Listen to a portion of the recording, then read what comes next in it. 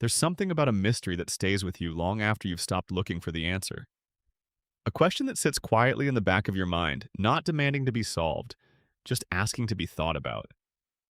And the Pokemon universe, for all its bright colors and cheerful music and stories about friendship and adventure, is absolutely full of them. Questions the games never answer, threads that were woven in and then left dangling, moments buried so deep in the code that most players will never see them. Things that happened in the development of these games that were never meant to surface, and yet somehow did.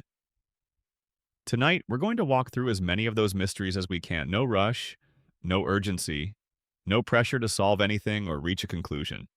Just a steady journey through the parts of Pokemon that don't quite add up, the rumors that became legends, the glitches that became mythology, and the theories so elegant that some fans have quietly accepted them as true, even though nobody has ever confirmed them. We're going to cover lost Pokemon, hidden wars, shadowy parents, ancient clones, and more than a few things that a children's game probably shouldn't contain, but does anyway. This isn't a lecture. Think of it as sitting with a friend who's been in the deep end of Pokemon lore for longer than is probably healthy, letting them talk while you drift toward sleep. Some of this will be familiar. Some of it might be new. All of it is real in the sense that people have cared about it, have thought about it, have passed it from person to person the way the best stories always travel. And some of it is verified and documented.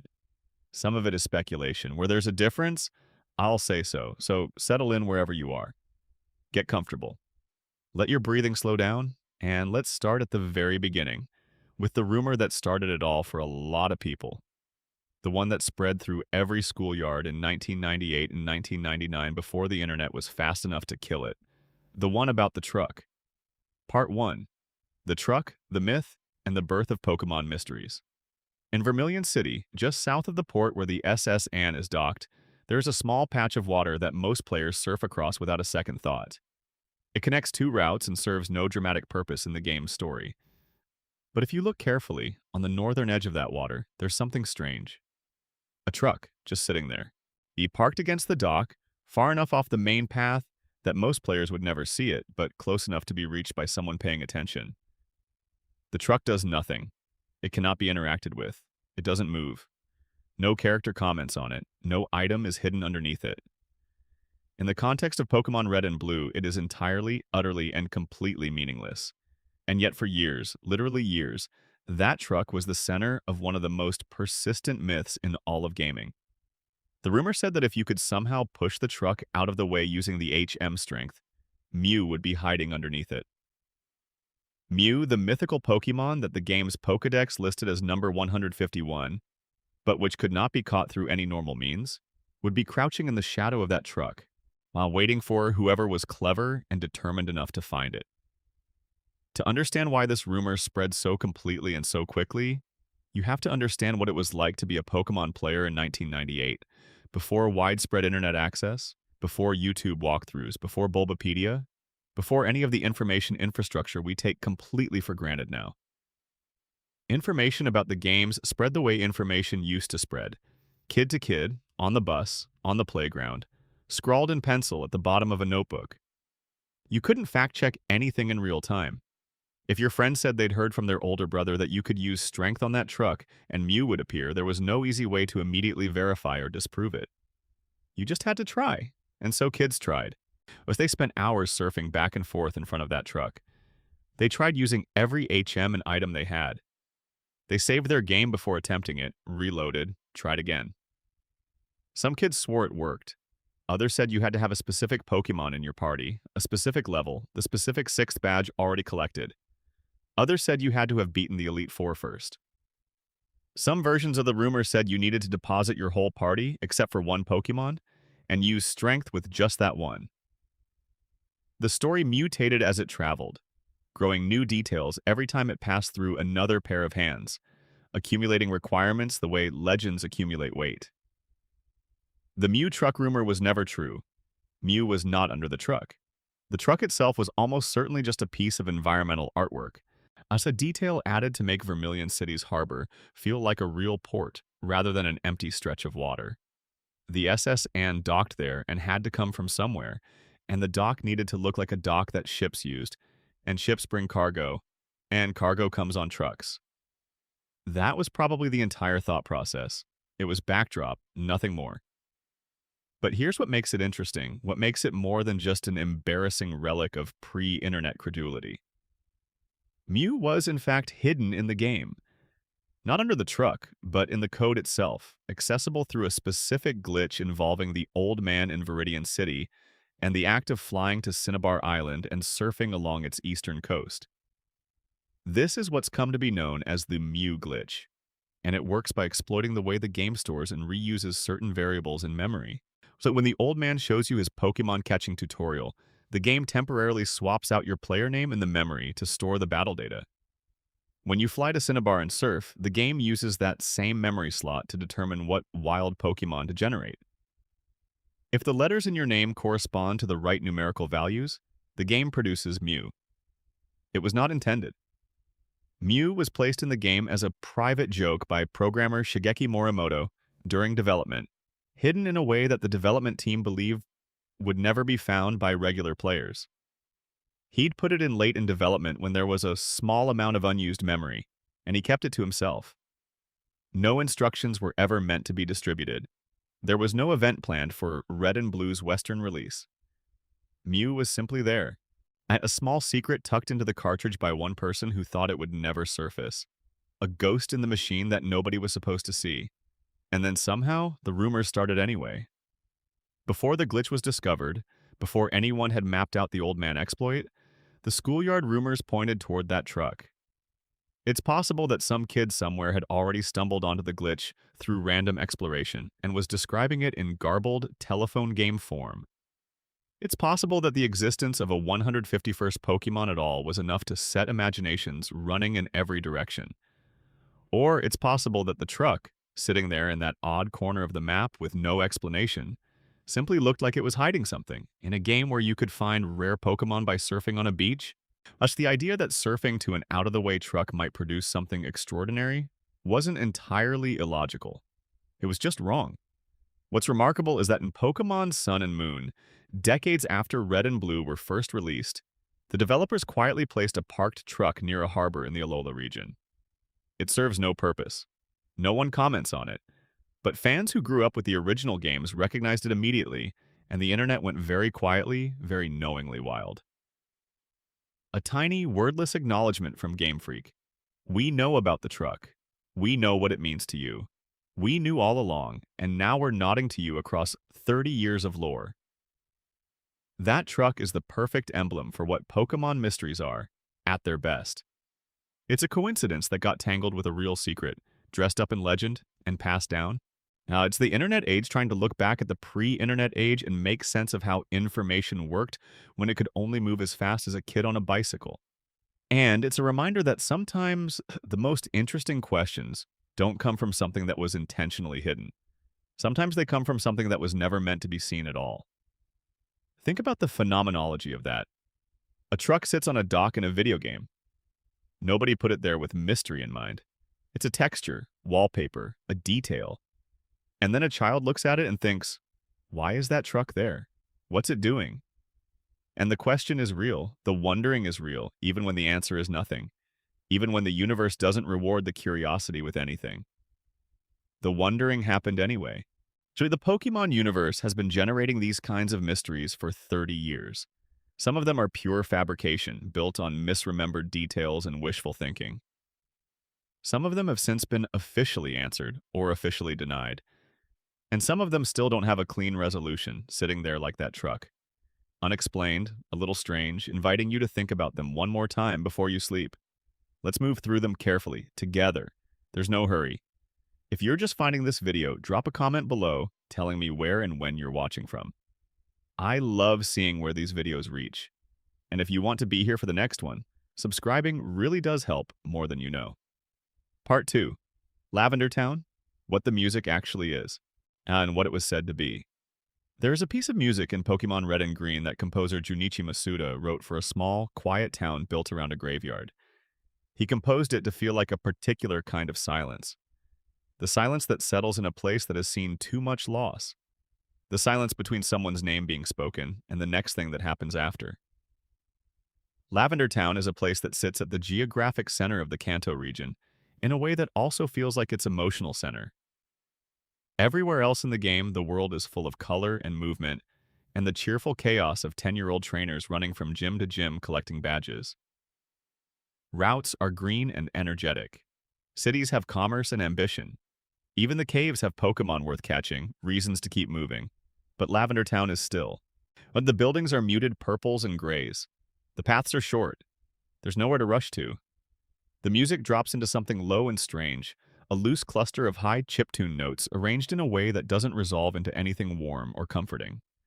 It doesn't feel like danger, exactly. It feels like the particular quiet that comes after something sad.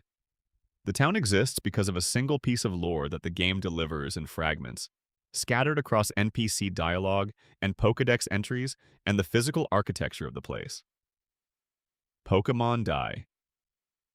The tower at Lavender Town Center is a 7-story burial ground where trainers come to lay their Pokémon to rest, and the ghosts that drift through its halls are not game mechanics to be treated lightly.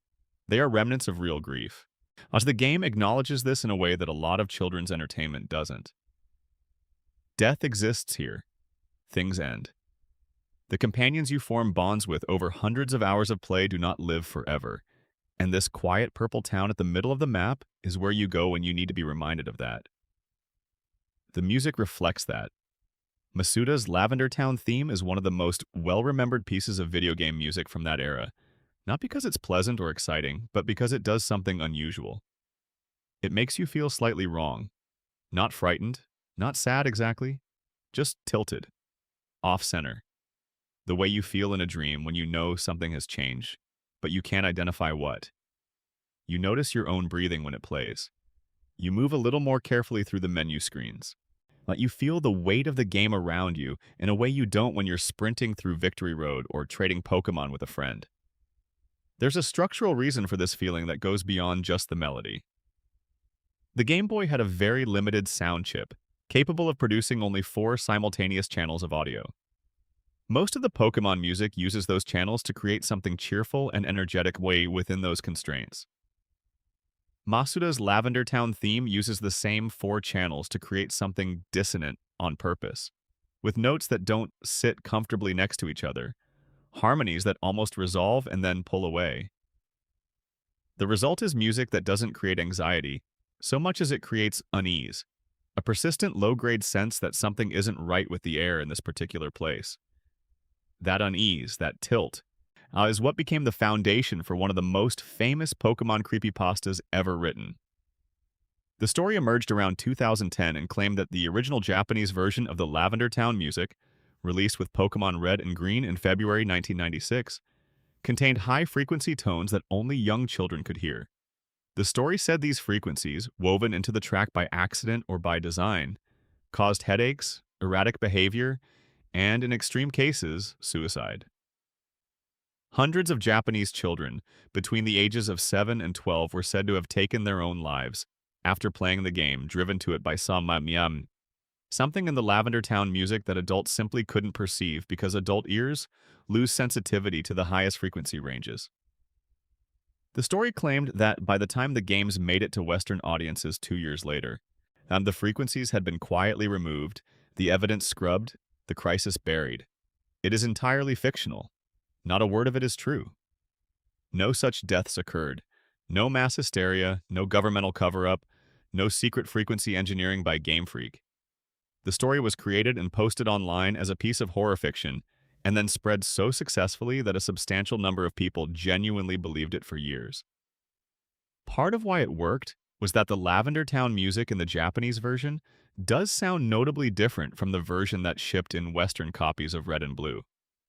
It's sharper in the original, more dissonant, with a particular high register that can feel grating when heard through headphones rather than a Game Boy speaker. That real difference between the Japanese and international versions, he gave the fictional story just enough grounding and observable fact to be convincing to people who didn't know about the localization process. The Western release music was indeed changed, but it was changed because localization often involves audio adjustments, because the different acoustic profile of Western markets was considered, and because the original track was genuinely uncomfortable in a way that the localization team felt was too aggressive. Not dangerous, uncomfortable. Masuda composed the theme to feel unsettling, and he succeeded. Perhaps a little too well, and that's all the adjustment was. Someone decided to soften it. No children died, no one was harmed. But the creepypasta grew more elaborate over time as people added layers to it. Someone created a spectrogram analysis of the original track, which is a way of visualizing sound as an image, and claimed it revealed hidden images of ghost sprites, followed by 6 unknown letters that spelled the word "get out." The added detail that Unknown didn't appear in the Pokemon universe until Gold and Silver, released 3 years after Red and Green, was framed as evidence of something deeply intentional. Something planted in the Lavender Town music in anticipation of a Pokemon that didn't yet officially exist. Of course, the spectrogram image was fabricated, the unknown letters photoshopped into the visualization after the fact. But the myth kept layering itself with new details because the underlying feeling was real, and real feelings demand real explanations. What's more interesting than the creepypasta itself is what Lavender Town actually represents inside the game's emotional landscape. Because beneath all the internet mythology, there's a genuine piece of storytelling that was remarkably mature for a children's game in 1996. On the 6th floor of the Pokemon Tower, the player encounters a ghost. Without the Sylph Scope, an item obtained from the Sylph Company building in Saffron City after dealing with a Team Rocket takeover, the ghost is just a shape. It's identified in the battle screen only as Ghost, with a blank sprite where the Pokemon's image should be. It cannot be caught. It cannot be battled meaningfully. It just blocks the stairs and will not move, no matter how many times you try to walk past it. You are stopped here. You cannot proceed. The game is asking you, very gently, to understand that some things don't move on until something changes. When you return with the Sylph Scope, the ghost resolves into something recognizable.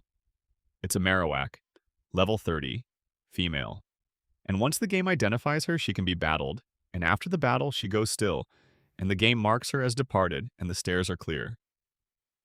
A small piece of NPC dialogue in Lavender Town, easy to miss, tells you the rest of the story. This Marowak was killed by Team Rocket while protecting her child, a Cubone. Team Rocket had invaded the tower to steal the skulls of Cubone and sell them. One Cubone was protected by its mother. The Cubone escaped. The Marowak did not. She has been haunting the tower since, refusing to rest because she cannot stop worrying about the child she left behind. You cannot catch her. There is no option to throw a Pokeball. The game deliberately flags her as uncatchable. No matter what you do in battle, every throw fails automatically. She is not a Pokemon to be collected. She is a ghost, and she is just a ghost, and that once you've battled her and she departs, the Mr. Fuji who has been held hostage at the tower's peak is free to go home, and he gives you the Poke Flute to wake the Snorlax on Route 12. And the game continues its ordinary flow. But that moment, that Marowak, has stayed with players for 30 years in a way that most of the game's moments haven't. People remember her. They mention her when they talk about the things in Pokemon that affected them as children. Not because she's powerful or rare or useful, but because she was a mother who died trying to protect her child. And the game rendered that plainly, without softening it, in a way that 10-year-olds understood immediately, even without being able to fully articulate it. Loss exists. Grief doesn't obey game rules. Some things stay even after the story says they should have gone. Pokémon Origins, the 2013 animated miniseries that retold the events of Red and Blue with greater fidelity to the games, expanded the Marowak story into something even more affecting. The version shown there shows her death directly, not graphically, but clearly. You see the moment. You see the Cubone running. You see what Team Rocket did, and then you see the aftermath in the tower, and you see how the reunion at the end lands. The Cubone comes to the ghost of its mother. She holds it, and then she goes. The Pokemon franchise acknowledged this when it introduced Alolan Marowak in Sun and Moon, a regional variant with a ghost/fire typing, its bone club burning with green spiritual flames. The design choice wasn't explained in explicit terms, but for anyone who remembered the tower, the connection was immediate. This Marowak carries those flames the way the original carried her grief. The fire is the grief, rendered as a type. Every Marowak in Alola burns with what was lost. Lavender Town's music is eerie because it was designed to be eerie. But it was designed to be eerie in service of a story about grief. And the people who felt something while walking through that tower were responding not to binaural frequencies or government conspiracies, but to something much simpler and more profound. They were in the presence of loss, rendered in 8 bits, and they recognized it. That's the real Lavender Town mystery. Not the ones that were invented online afterward, but the one the game was quietly asking all along. Why does a town built around a graveyard feel so real? Why does a mother who only exists as a handful of pixels and a few lines of NPC dialogue make you feel something that takes years to name? What exactly is it that we carry with us when we play these games as children, and why does it stay? The Lavender Town Syndrome story is false, but the feeling that made it believable, that feeling of something in that music reaching somewhere deep, somewhere undefended, that's completely real. And Game Freak put it there on purpose. They wanted you to feel it. They composed a piece of music designed to make a graveyard feel like a graveyard, and not just a checkpoint in a game. And then decades later, when the internet generated a mythology around that feeling, they placed a truck in Alola and called it Even. Part 3. Ditto and Mew. The connection that won't quite close. Picture 2 Pokemon, side by side. One of them is Mew, the mythical ancestor of all Pokemon, a pink floating creature believed to contain within its genetic structure the DNA of every Pokemon that has ever existed. Mew can learn any HM or TM move in the games. It can transform into any Pokemon it encounters. It can breed with almost any species. It is, in every biological sense that the games articulate, the foundational creature of the entire Pokédex. The games and the anime both treat it as something genuinely extraordinary. An ancient creature glimpsed so rarely that some scientists in the Pokémon universe believe it to be extinct, or perhaps mythical in the purely literary sense of the word. Something that exists in the stories people tell rather than in physical space. And now picture Ditto, a purple blob, literally amorphous with no fixed shape beyond the blob it defaults to. The Pokédex calls it the Transform Pokémon, and its only natural move is Transform, which allows it to copy the appearance, typing, stats, and moves of whatever Pokémon it faces in battle. Ditto becomes the other Pokémon completely. Not an impression of it, not a pale copy, but a genuine biological reproduction of the target's form and function. Ditto can breed with almost any Pokémon as well, serving as a kind of universal breeding partner that circumvents the usual rules about which species can produce eggs together. It holds no particular form of its own. It has no preferred shape. It exists in a permanent state of potential. Now consider this list of things they share.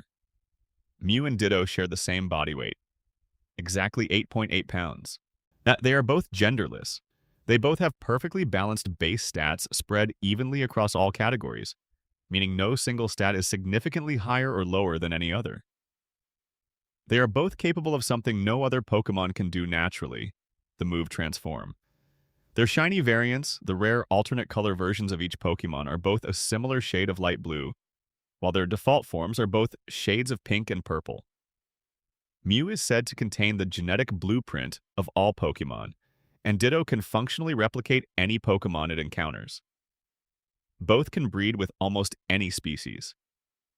Both are, in different ways, defined by their relationship to every other creature in existence.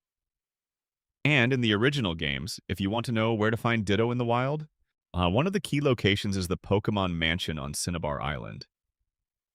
The Pokémon Mansion is a ruined building full of scientific journals that, read in order, tell the story of how a team of scientists found Mew in the jungles of Guyana, South America, studied it obsessively for years, and eventually succeeded in creating a new Pokémon from its genetic material. That Pokémon was Mewtwo.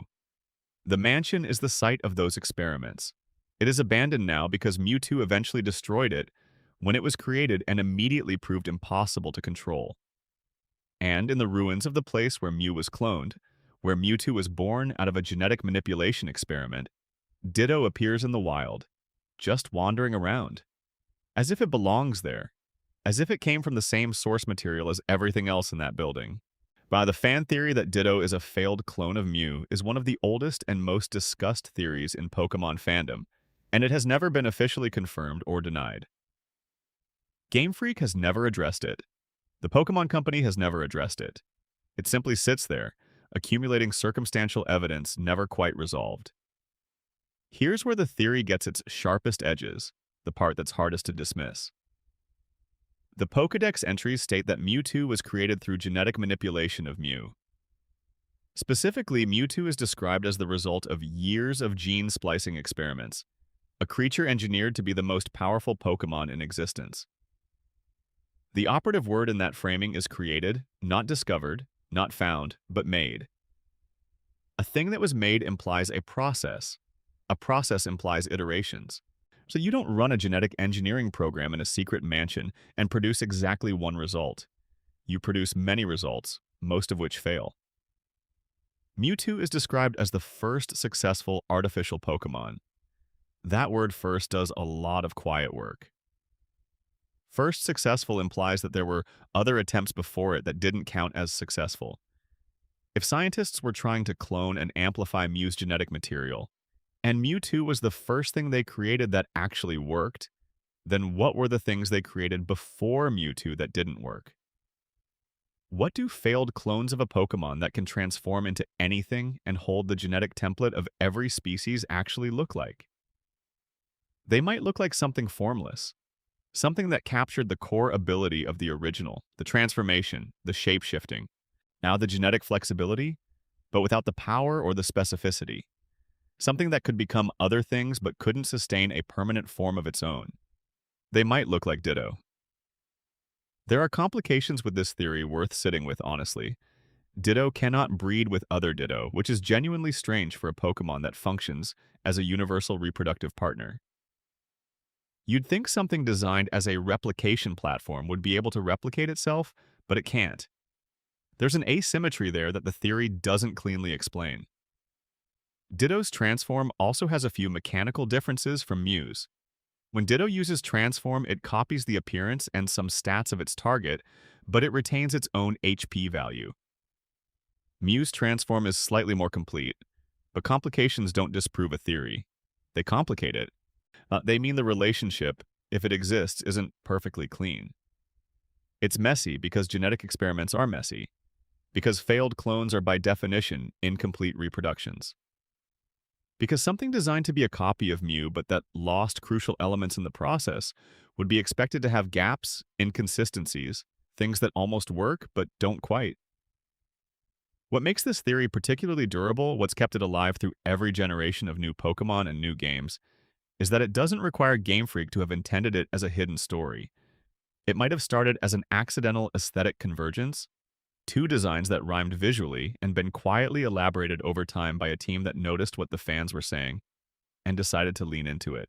But the Pokemon franchise has a history of retroactively validating theories that felt true to its community, expanding lore in directions that honor what players noticed before the developers made it official. Or it might have been intentional from the beginning. One programmer or designer sitting down to create a transformed Pokemon that could serve as a breeding mechanic, reaching for the most logical source, and building something that echoed Mew in every quantifiable way because it was supposed to come from Mew. An in-universe explanation for a game mechanic, rendered in design details instead of dialogue. Either way, the silence on this specific question has lasted 30 years. Every game, every interview, every documentary about the franchise's development has had the opportunity to address it directly and has declined.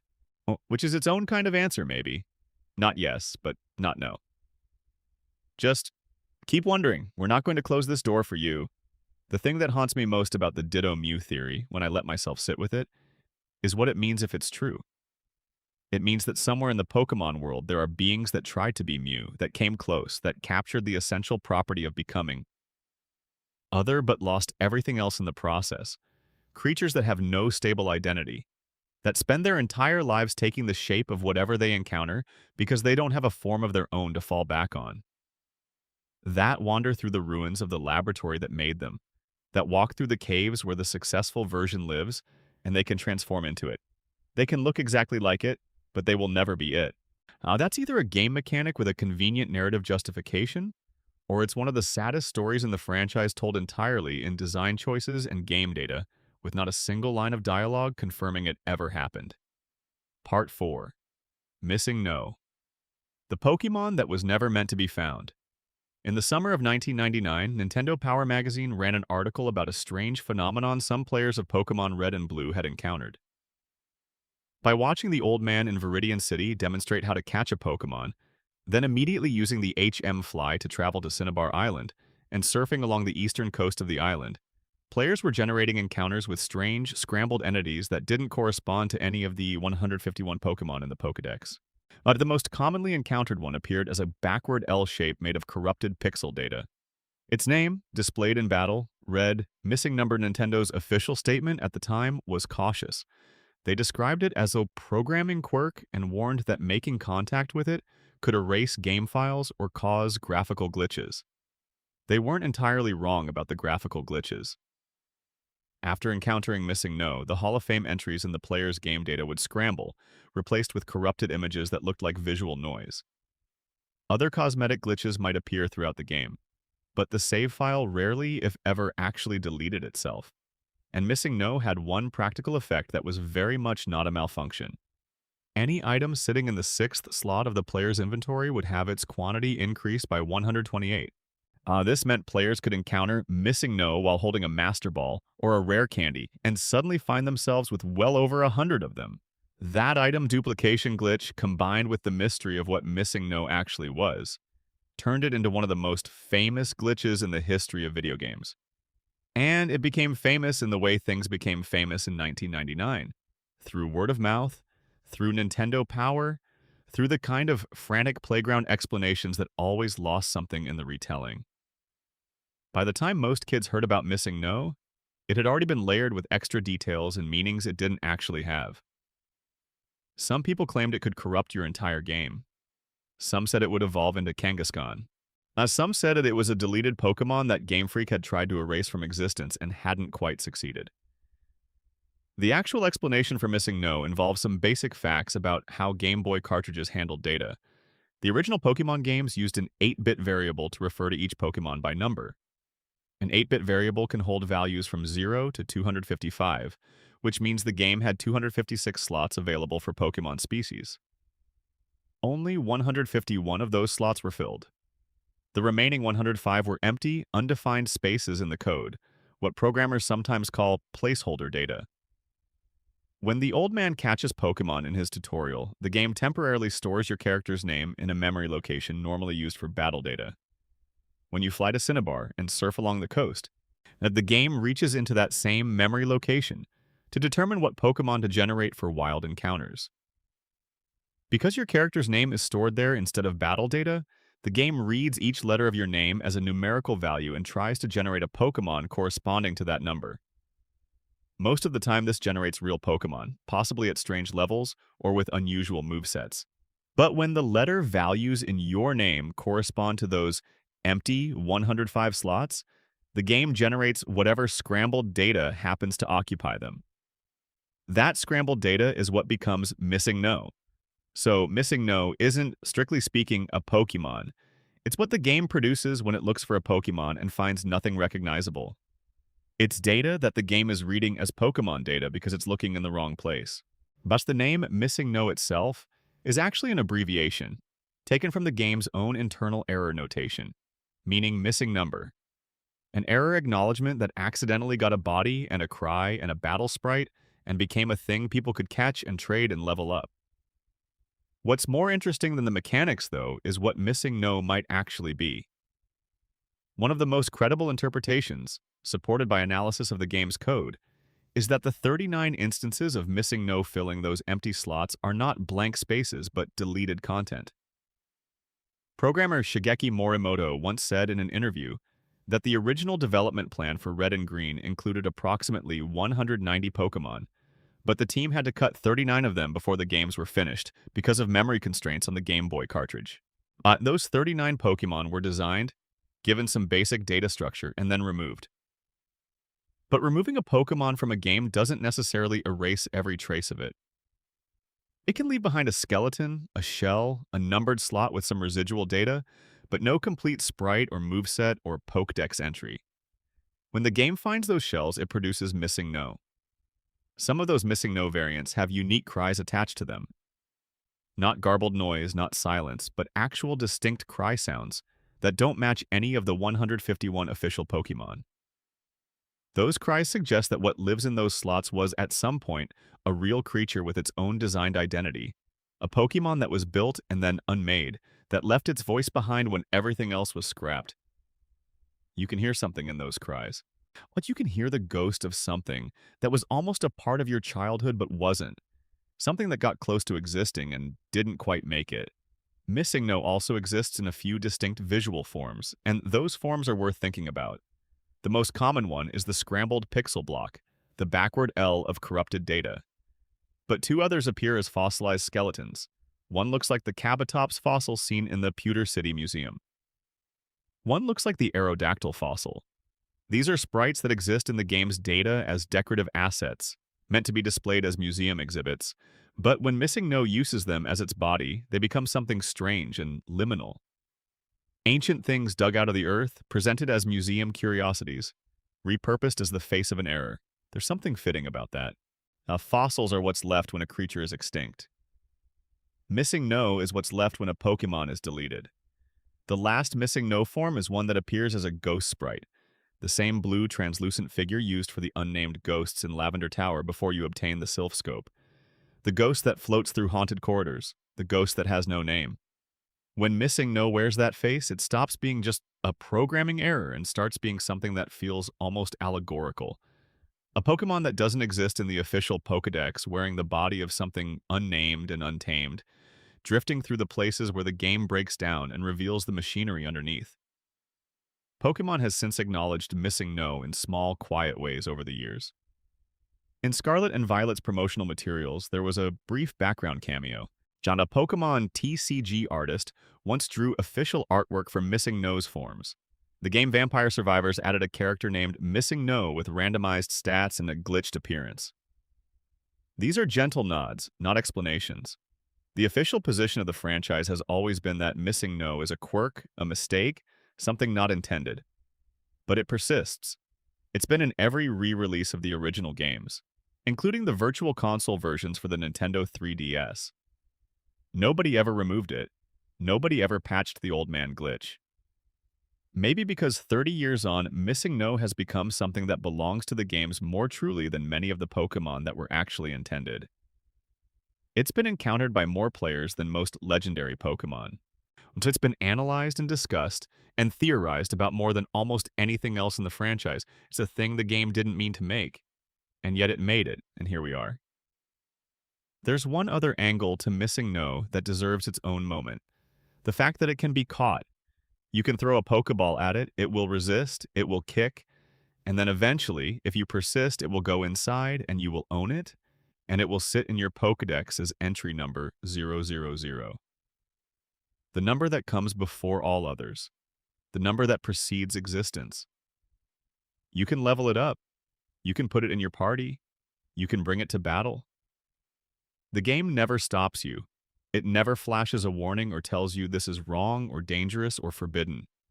It just lets you do it, lets you keep the thing that wasn't supposed to be there, and proceeds as if nothing unusual has happened. There's something quietly profound about that.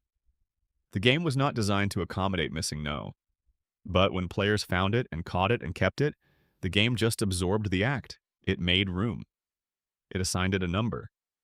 It treated the anomaly as if it belonged, as if the error had as much right to exist inside the Pokeball as anything else. That accidental flexibility, that game engine hospitality toward its own mistake, might be the most unintentionally beautiful thing about Missing No. Not that it exists. Not that it duplicates items or scrambles Hall of Fame records, but that the world of the game finding something in itself that wasn't supposed to be there simply said, fine, it can stay. We keep things that aren't supposed to be ours all the time. We hold on to glitches in memory, then errors in the record, moments that don't fit the official account of our lives. And usually we don't erase them either. We just make room. Part 5. The Great Pokémon War. Reading between the lines of Kanto. When you start Pokemon Red or Blue, you wake up in your bedroom in Pallet Town, a small settlement in southern Kanto that contains exactly 5 buildings. Your home, your rival's home, Professor Oak's laboratory, 2 other houses, generic, undifferentiated, no shops, no entertainment, no central gathering space, just houses and a lab and the routes leading out of town. You never meet your father. The game contains a few passing references to him, mostly from your mother, who mentions that he likes watching sports on TV and would be proud of you. He is never seen, he is never named. That he exists in the game's text, the way an absence exists as a shape defined by the space around it rather than by any presence of his own. Your rival Blue also has no parents. He lives with his grandfather, Professor Oak, and that's the entirety of the family structure the game gives him. No mother, no father, no explanation for why an 11-year-old boy is being raised solely by a scientist in a 5-building hamlet at the edge of the world. Now go to Vermilion City and find the gym. The leader is a man in combat fatigues named Lieutenant Surge. His rank is his name. The first thing he says to you before the battle is, "Electric Pokemon saved me during the war. They zapped my enemies into paralysis." He says it like he's still there, like the war is still happening somewhere behind his eyes. So he's the only character in the games whose name reflects a military title. He's the only one who says the word war. These details are the foundation of what fans have come to call the Great Pokemon War theory. And like most of the best theories in this franchise, it doesn't try to explain everything. It just tries to make sense of the empty spaces. The basic shape of the theory is this. Before the events of Pokemon Red and Blue, the Kanto region was devastated by a large-scale war, a conflict in which Pokemon were used as weapons by the military forces involved. The war ended some years before the game begins, but its effects are still visible. The scarcity of adult men in Kanto is because they were killed in combat or never came back from the front. Your father never came home. Blue's parents never came home. Watch the generation of men who would normally be in their 30s and 40s in the game's timeline simply isn't there. What's left are children, the elderly, and the few middle-aged men who either avoided the draft through their status as gym leaders and crime bosses, or who survived and came back changed. Lieutenant Surge survived because his Pokemon gave him an edge. He says this directly. And there's something in the way he says it, the combat readiness, the casual references to paralyzed enemies, the gym that runs on electricity and military efficiency, that suggests someone who never fully came home from wherever he was sent. The theory gains additional texture from Pokemon Black and White, which explicitly references a war in the Unova region's history. In those games, characters discuss how the region once experienced a major conflict that shaped its politics and culture, and the legendary Pokemon of Unova, Reshiram, and Zekrom are said to have been worshipped and weaponized during that conflict. That Unova war is canon. It happened. It's part of the game's acknowledged history. And if one region in the Pokemon world experienced a large-scale war, there's nothing preventing others from having done the same. Kanto's infrastructure, examined carefully, does look like a region still rebuilding. There are very few places of entertainment, no theaters, no arenas beyond those used for Pokemon battles. The underground tunnels connecting towns like Cerulean and Vermilion could have originally served as shelter routes during bombardment. Some fans have noted that the town of Lavender and its massive burial tower for deceased Pokemon takes on a different weight if you imagine it being built in the wake of a war. A place to mourn not just pets, but entire battles' worth of fallen companions. The theory also offers an explanation for Team Rocket's existence that goes deeper than simple villainy. In the wake of a devastating war with normal social structures disrupted, and many men returning from combat unable to reintegrate into civilian life, an organization offering money, purpose, and structure would have found plenty of recruits. Giovanni is a middle-aged man in a world short on middle-aged men. He found a way to survive and thrive when others didn't. There are counter-arguments. The Fire Red and Leaf Green remakes added more adult male characters to Kanto, which might suggest that the original scarcity was a technical limitation rather than intentional world-building. Red's father appears in early leaked development builds of the game, suggesting he was cut not for narrative reasons, but because of memory constraints. And the game is, at its heart, a children's adventure, perhaps not designed to carry this kind of subtext with any real intentionality. But even granting all of that, there's something about the Lieutenant Surge detail that remains remarkable. He didn't have to mention the war. That line of dialogue didn't need to exist. Game Freak put it there, put those words in that specific character's mouth, and then left the rest to silence.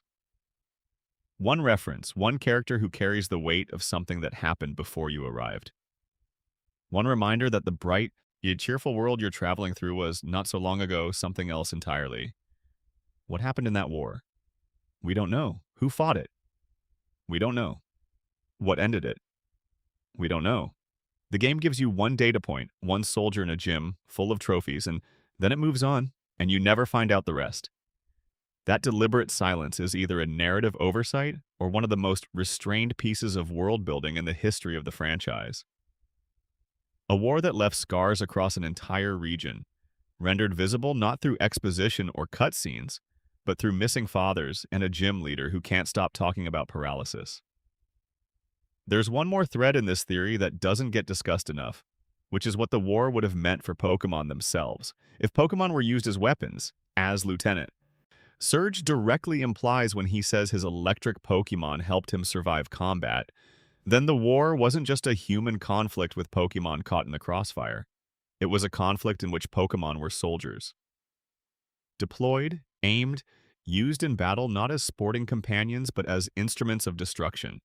A Raichu paralyzing an enemy combatant, a Charizard setting fire to a supply line, a Gengar cursing a platoon. The implications of that, for the Pokémon that survived such a war, for the relationship between Pokémon and trainers that came after, are enormous and the games never touch them. Not once. Maybe the Pokémon League, the gyms, the organized battling culture that defines the world of these games is not just a pastime. Maybe it's a way of channeling something. A society that witnessed what Pokémon could do in open warfare, that deciding collectively to redirect that energy into sport, into controlled competition with rules and referees and friendly handshakes at the end. The alternative was too much to consider. So you build gyms, you hand out badges, you hold a tournament at the end of the road, you make it a game and you teach children to play the game and you hope that the game is enough. That's speculation, of course, but Lieutenant Surge is standing in that gym for a reason. The war he survived is real, inside the fiction. And the world he survived it into is one where children are sent out at age 10 to collect Pokémon and battle them for badges, escorted by no adults, protected by nothing except the creatures they've bonded with. Maybe that's innocence. Maybe it's catharsis. Maybe it's a generation trying to give its children a version of what it went through that doesn't come with casualties. Part 6, Gengar and Clefable, The Shape in the Shadow. The Shape in the Shadow. There's a thing that happens sometimes when you look at two Pokémon side by side that were designed in the same era by the same small team of artists working under enormous time pressure. You start to see echoes, shapes that rhyme, design choices that seem to be in conversation with each other. And usually that's all it is. Two creatures that got similar treatment because the same hand drew them in the same week with the same set of constraints. But sometimes the echoes run deep enough that they start to feel like something more. Clefable is a normal-type Pokémon, number 36 in the original Pokédex. It's round and pale pink, eye with stubby limbs and prominent pointed ears and a small curling tail. Its design is described as fairy-like, and indeed it was one of the Pokémon retroactively reclassified as a fairy type when that typing was introduced in Generation 6. It looks soft. It looks friendly. It looks like the kind of Pokémon you'd see on a poster aimed at young children. Nothing threatening about it, nothing sharp or dark. Gengar is a ghost/poison-type Pokémon, number 94. It is also round. It also has prominent pointed ears. It also has small limbs positioned in a similar way. Its most noticeable difference from Clefable is the expression wide white eyes, a mouth that seems to contain too many teeth, a posture that suggests something lurking rather than something resting, and its tail where Clefable's curls softly ends in a spike. Shall stand them side by side in silhouette, and they are nearly identical shapes, the same ears, the same proportions, the same general outline. The only meaningful difference is the rendering, the texture of the shadow versus the texture of the light. Gengar's in-game species classification is the Shadow Pokémon. Its Pokédex entries across multiple generations describe it as something that hides in shadows, that impersonates people's own shadows, that lurks behind you in the dark. One entry specifically says it likes to act as someone's shadow. Another says it can curse those who cross its path by taking the form of their own reflection. The theory that has circulated since the earliest days of Pokemon fandom holds that Gengar is Clefable's shadow. Not metaphorically, not loosely, but literally. The dark counterpart to Clefable's form, and the same shape expressed through darkness rather than light. The evidence lines up in interesting ways. In the original games, both being normal and ghost type respectively, neither Clefable nor Gengar could land a stab-boosted attack on the other. Normal moves don't affect ghost types. Ghost moves didn't affect normal types in Generation 1 due to a coding quirk. Two Pokemon with nearly identical silhouettes that cannot harm each other. The same shape on opposite sides of a type chart, occupying positions of mutual harmlessness. You can't punch your shadow can't hurt you. Gengar is also likely derived from the word doppelganger, the German term for a double or a double walker. The German word for shadow is Schatten, but doppelganger specifically refers to a double that walks alongside you, an exact copy that exists in parallel. Gengar doesn't just look like a shadow. It's named after the concept of shadows and doubles. The theory became more complicated when Generation 6 introduced the fairy typing and reclassified Clefable. Suddenly, Gengar's poison type was super effective against Clefable's fairy type, and Clefable could now use fairy moves that would hit Gengar's ghost typing for normal damage. The mutual immunity was gone. Some fans took this as evidence against the theory since the type chart mirror no longer existed.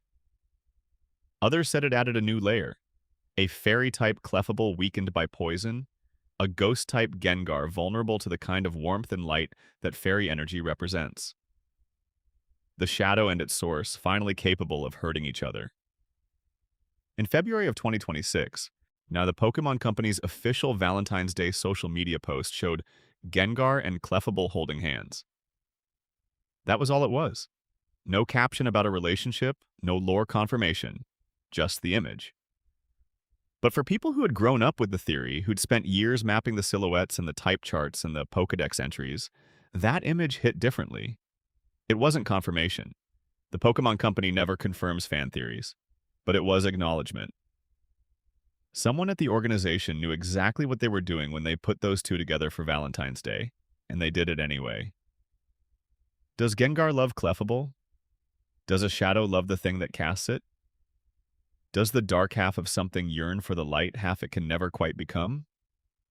That's not a question Pokemon will ever answer directly, but it's one worth sitting with, especially at night, when your own shadow stretches long and strange across the floor, and you think for a moment, just for a moment, that it might be looking back at you.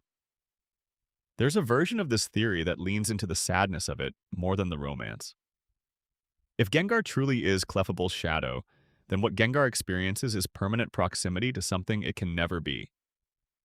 It knows Clefable's shape better than Clefable knows its own. It mirrors every movement, it follows everywhere, always exactly one step behind, always in the dark that the light creates by existing. The shadow is inseparable from the thing that casts it, but they are never the same thing. They never touch in the way that means something. The Pokédex says Gengar hides behind people in dark rooms and drops the temperature so they feel a sudden chill. Yet it says Gengar can tell when someone is nearby by the drop in warmth their presence creates. It's drawn to cold places, to absence, to the spots where the light doesn't reach. That's not a monster. That's a creature defined entirely by its relationship to something it's not. Something perpetually outside the warmth it can recognize and approach, but never quite enter. If you were looking for a metaphor for longing, for the feeling of almost, for the experience of being close to something, without being part of it, you might design something that looks exactly like Gengar. You might give it a body shaped like the shadow of something it loves. You might make it haunt places that used to be warm.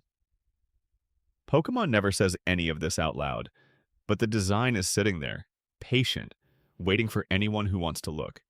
Part 7. The Mystery of Ash's Father. Ash Ketchum traveled the world of Pokemon for 26 years of animated television. He crossed oceans, climbed mountains, survived legendary events that should have destroyed him multiple times, and eventually became the world champion of Pokémon training. He did all of this accompanied by his mother, his Pokémon, and an ever-changing series of companions. What he never had for any of those 26 years was a father. Ash's father is one of the most deliberately maintained silences in the entire franchise. He's mentioned exactly once in the second episode of the original series, when Delia, Ash's mother, notes that it took Ash's father 4 days to walk from Pallet Town to Viridian City on his own Pokémon journey. 4 days. The implication is that he's slower than Ash, that's all. That's the only piece of concrete information the anime gives you about him for decades, and it's not much. No name, no image, no explanation for where he went, or why he left, or whether he's planning to come back. Just the ghost of a man who walked slowly somewhere once, and then was never mentioned again. The vacuum created by that absence attracted theories the way vacuums always do. The most famous and most persistent of those theories is that Ash's father is Giovanni, the leader of Team Rocket. On the surface, this theory has a certain appeal. Giovanni is a powerful middle-aged man in a region that's notably short on powerful middle-aged men. He is presented throughout the original anime as a shadowy presence who keeps himself deliberately removed from direct engagement with Ash, always watching from a distance, and always receiving reports about the boy from his subordinates. Jesse and James, despite being adults and nominal villains, consistently fail to do any real harm to a 10-year-old. They have every advantage and they lose every single time to a child. Why? The theory says Giovanni chose them specifically because he knew they were incompetent, because he wanted eyes on his son without putting someone capable of actually hurting him anywhere near him. The theatrical production, Pokémon Live, an American stage musical that ran in 2000 and 2001, added detail that the theorists seized on. In that show, Delia's backstory included a romantic relationship with Giovanni during her teenage years before she met Ash's father and left Giovanni's world behind. This made the Giovanni as father theory feel more plausible to some viewers, yet closer to an official acknowledgement than anything the anime had offered. But the musical is not canonical to the main anime. It was produced by 4Kids Entertainment, an American company, working with a licensed property and making creative decisions that were never ratified by the Japanese production team. The romantic backstory between Delia and Giovanni is not reflected anywhere in the main series, the movies, or any official Japanese language material. As evidence for a theory about the anime, it's shaky at best, and when Giovanni and Ash did finally meet face-to-face in the black and white series, over a decade into the anime's run, the encounter was devoid of paternal weight. Giovanni treated Ash as an obstacle, not a son he was secretly protecting, not a child he couldn't bring himself to harm, an obstacle. The theory required that meeting to contain some flicker of recognition, some hesitation, some moment where you could read the history between them in the silence. It didn't. It was a villain encountering a hero and nothing more. Storyboard artist Masamitsu Hidaka, in an interview, described Ash's father as a Pokémon trainer who was on his own journey, definitively still alive. The original anime writer Takeshi Shudo wrote in a novelization that Ash's father left not long after Ash was born and never returned, his fate unclear. Neither of these accounts points toward Giovanni. They point towards someone ordinary, someone who got lost in his own adventure the way people sometimes do, someone who was never important enough to name or show. Near the end of Ash's journey, in the final stretch of episodes before his storyline concluded, there was a special episode in which Ash nearly encountered his father. They missed each other by timing. His father left him a gift, a new hat, but they didn't meet. The identity was still not revealed. The silence held right up to the end. What does it mean that the most famous Pokémon protagonist in history never found out who his father was? Probably nothing dramatic. Probably just that the writers made a decision early on, kept deferring it, and eventually the show ended before the question was answered. But there's another reading, one that fits with the texture of the first episodes, with Delia's quiet acceptance of his absence, with Ash's complete lack of bitterness about it. Ash's father is absent the way a lot of fathers in Japanese children's media are absent. The cultural shorthand of salarymen and journeys, also of parents defined by their absence and children defined by how they grow in that absence. Ash's father might simply be the original trainer, the one who walked 4 days from Pallet Town to Viridian City and kept walking. The one the story was never really about. The shadow that cast Ash into existence and then kept moving. There is something almost liberating about that reading once you sit with it. The franchise built 26 years of story around a boy who never found his father and was never diminished by not finding him. Ash became a world champion. He made friends across a dozen regions. He saved the world more times than any reasonable person should have to. And through all of it, the absent father was just an absence.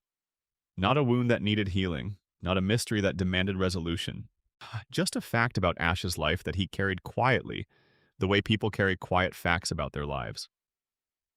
When the final episodes of Ash's story were airing, there was a special that brought him as close as he'd ever been to meeting his father. They were in the same place, traveling the same direction, their paths converging for the first time. And then they didn't meet. Timing, distance, the ordinary, mundane, non-dramatic way that people almost find each other and don't.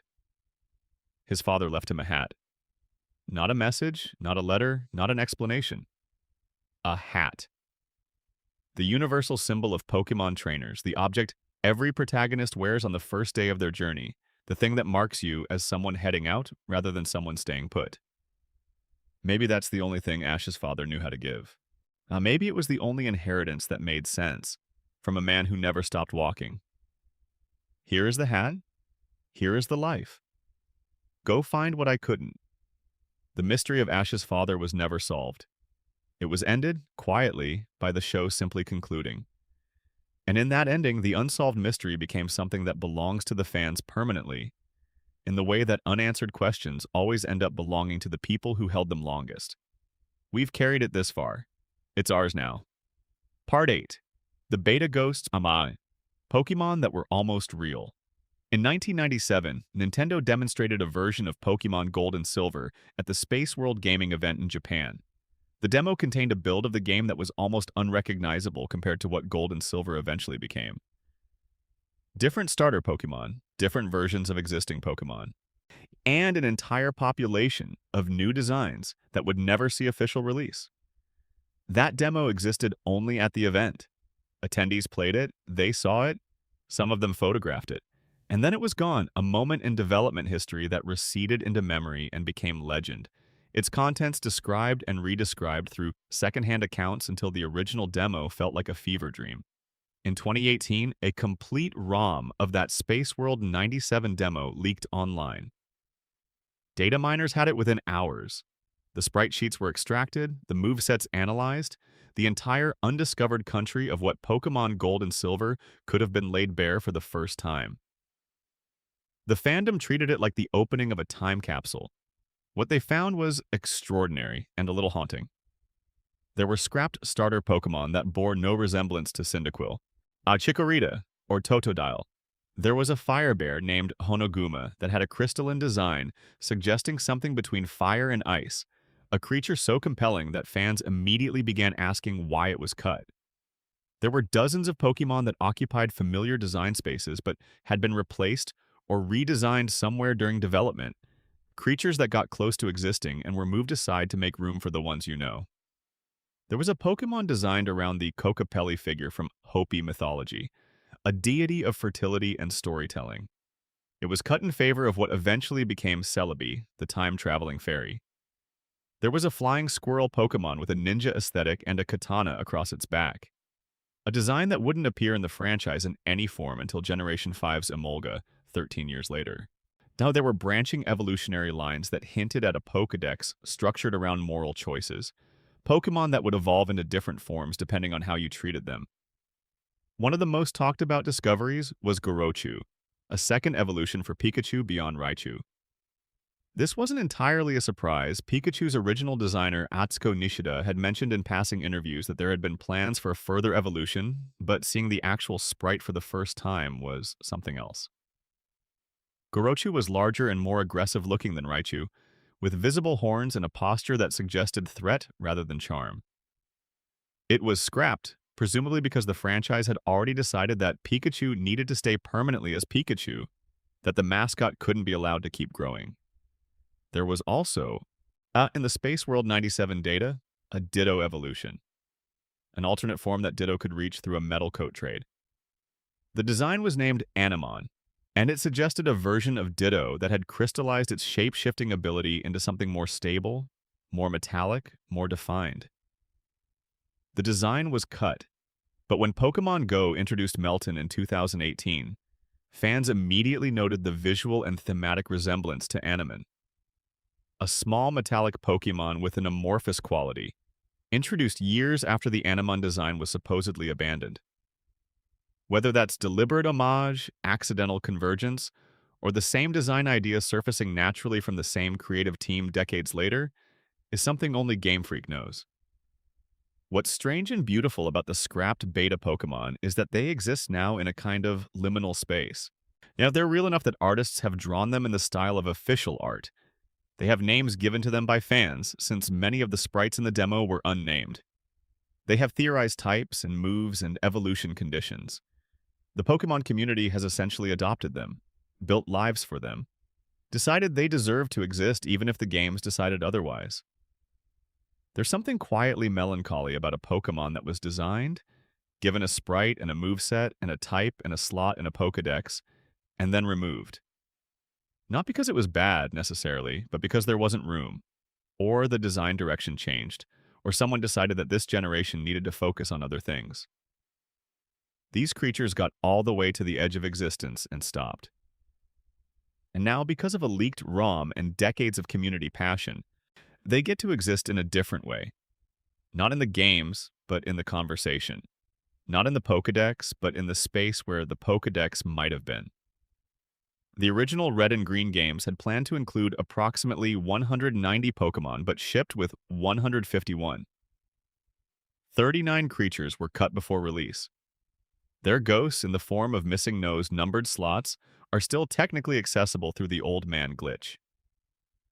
The Gold and Silver demo suggests that 100 or more designs were considered and discarded before the final Pokédex took shape. And every generation since has involved its own process of selection and rejection, its own pile of designs that came close enough to touch the final product and then fell away.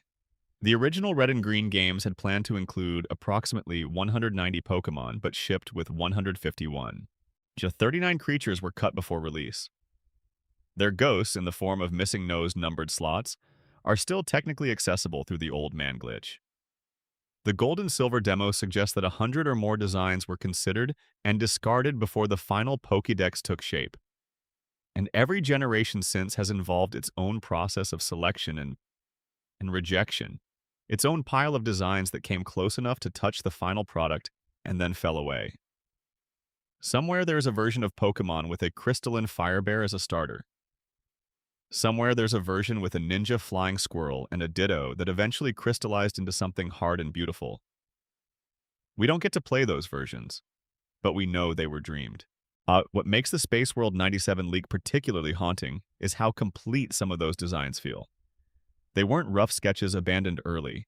Some of them had movesets, some had evolution methods, some had names. There was enough care invested in them to suggest they were real candidates, not early brainstorming, but late-stage contenders that lost their place to something else in a final cut. These weren't abandoned before anyone got attached. Someone was attached. The Pokemon community's response to those leaks was one of the most unexpectedly moving things to come out of fandom spaces in years. Artists worked within hours to render those sprites in the full official art style, giving them the weight and dimension of real Pokemon. Fan theorists wrote Pokédex entries for them. Competitive battlers ran hypothetical analyses of how they might have fit the metagame. The community collectively gave these creatures a life they never got to have. It was grief dressed up as creativity, which is maybe the best thing that grief can dress itself as. There's a Pokemon in the beta data sometimes called Honoguma, the crystalline Cyndaquil replacement. Its design suggests something between fire and ice, a bear cub with a body that looks like it's made of frozen flame. It was cut.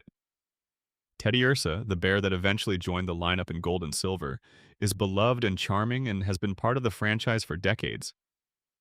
Nobody's grieving Teddiursa's success, but Hanaguma lives on in fan art and fan theorizing, in the community that decided it deserved to exist even in the only space available to it, which is imagination. Every Pokemon game contains its own graveyard of almost Pokemon. Every generation is both the games we got and the ghost of the games we didn't.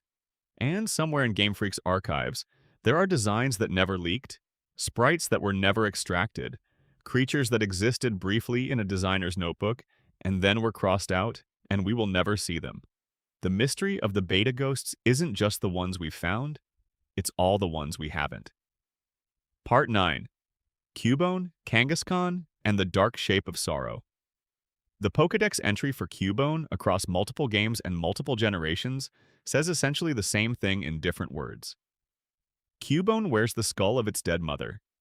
The skull it carries is specifically identified as maternal, a relic of a specific individual who is no longer alive.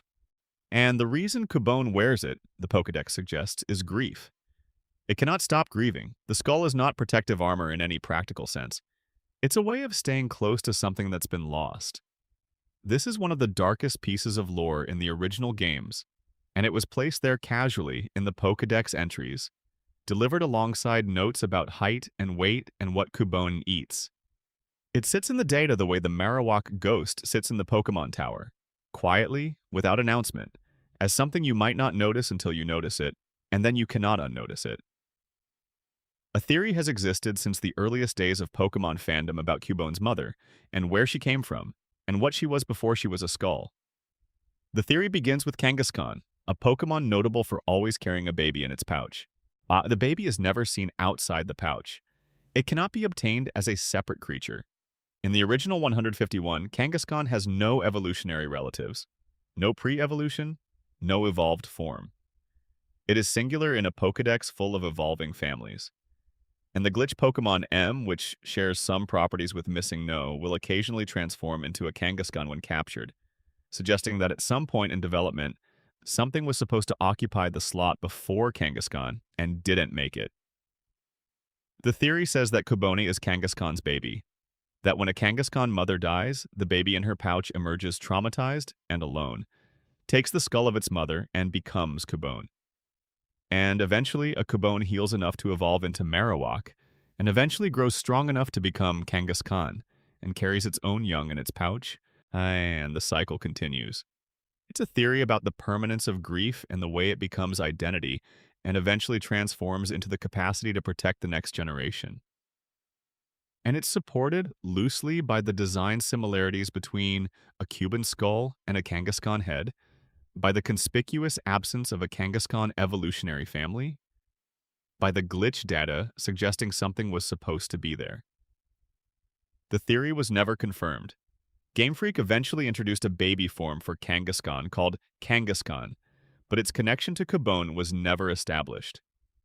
The evolutions remain separate lines. The skull remains unexplained.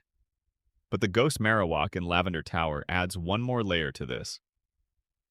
Because what the game ultimately shows you, if you look carefully, is a mother who died and became a ghost and refused to leave, and a child who survived by wearing the evidence of that death on its head. The skull is not just grief. It's memory made physical. A Cubone cannot forget its mother because the reminder is attached to its face. What does it mean for a whole species of Pokemon to be defined by that? Every Cubone is wearing its mother's skull. Every one of them is carrying the same impossible grief. And every one of them still goes out into the world, carrying that weight, still fighting when you put it in battle, still moving forward. That's either a piece of incidental game lore that happened to land somewhere emotionally precise, or it's a very quiet meditation on how we carry loss. Either way, it's been sitting there in the Pokédex since 1996, and it still lands. There's one more thread inside the Cubone mystery that gets overlooked whenever people focus on the Kangaskhan connection. Early concept art for Cubone, discovered in design documents and creator interviews over the years, apparently showed multiple skull designs attached to different Cubone, each skull distinct in shape and suggesting a different parent species. In one version of the design, each individual Cubone was wearing a skull that reflected its specific mother species. The implication being that the tragedy was not universal and uniform, but deeply personal. Each Cubone's skull was its own, not a species characteristic, but an individual biography. That version was never developed. The final design collapsed all that individual specificity into a single skull type, standardized across the species. Probably for practical reasons.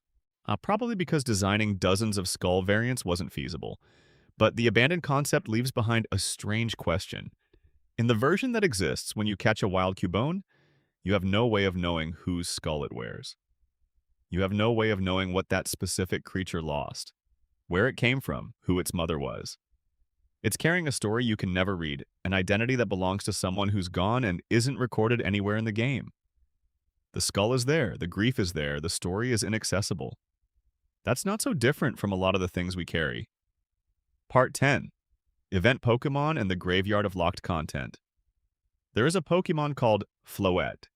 It's a small, delicate fairy type that carries a flower, and it evolves from Flabibe and into Florges in the normal course of gameplay.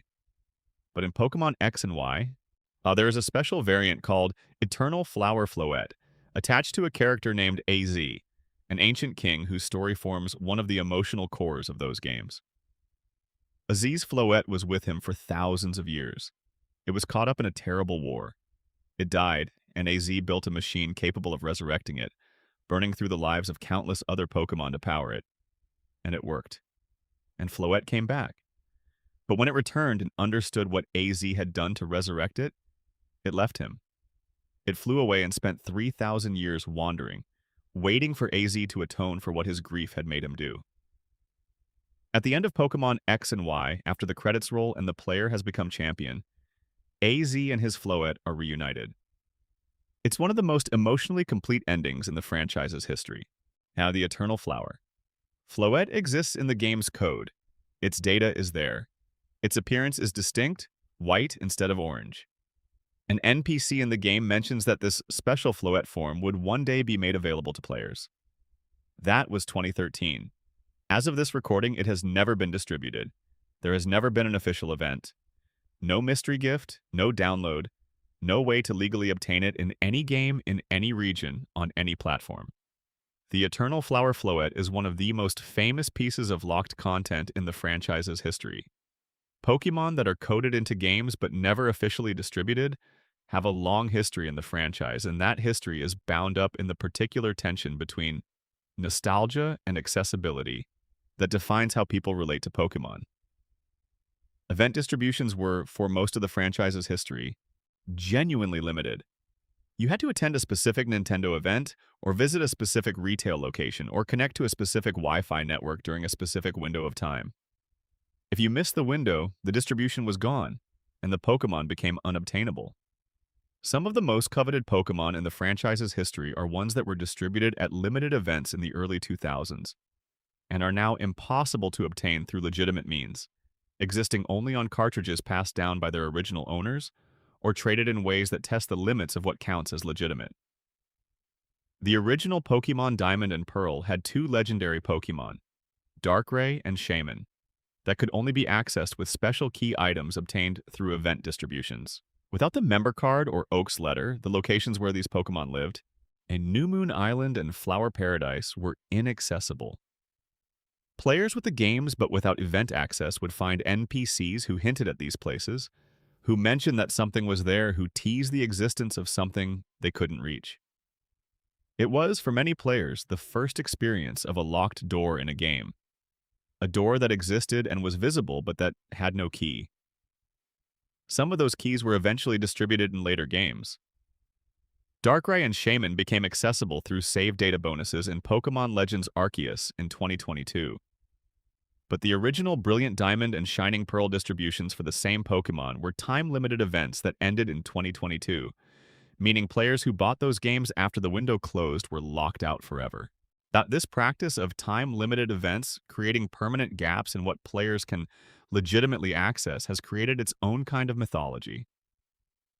The Pokemon that can only exist on older cartridges that were in the right place at the right time. The Wonder Cards collected and preserved by dedicated fans who went to every Toys R Us event and every Japan-exclusive distribution.